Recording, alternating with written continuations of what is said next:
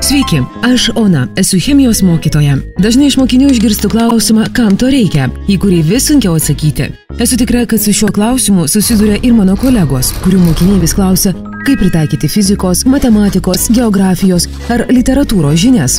Ką jiems atsakyti? Kaip parodyti žinių naudą? Nutariau į pamoką pasikviesti darbuotoją iš chemijos pramonės įmonės, kuris paaiškintų, kam tos chemijos reikia.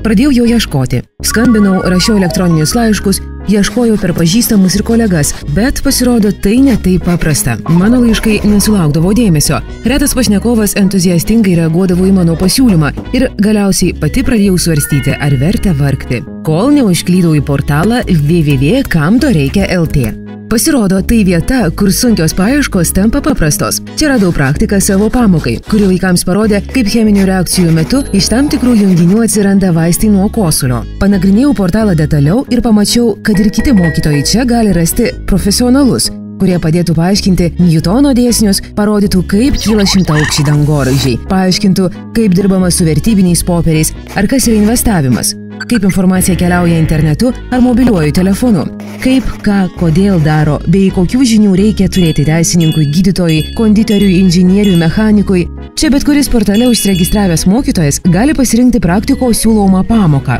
susisiekti su juo ir kartu paruošti įdomias bei įtraukiančias pamokas, arba kartu su vaikais nuvykti į praktiko darbo vietą ir ne tik išgirsti, bet ir pamatyti, kaip gimsta vaistai, keliauja SMS žinutės arba iš kur atsiranda saulės energija. Idėjas pamokai gali siūlyti ir patys mokytojai, ką kelių mygtukų paspaudimu padariau ir aš. Man jau tapo įprasta kartą per savaitę atsidaryti www.kamtoreikia.lt ir pažiūrėti, ką naujo, įdomaus ir gal net neįprasto siūlo profesionalai ir ko ieško kolegos.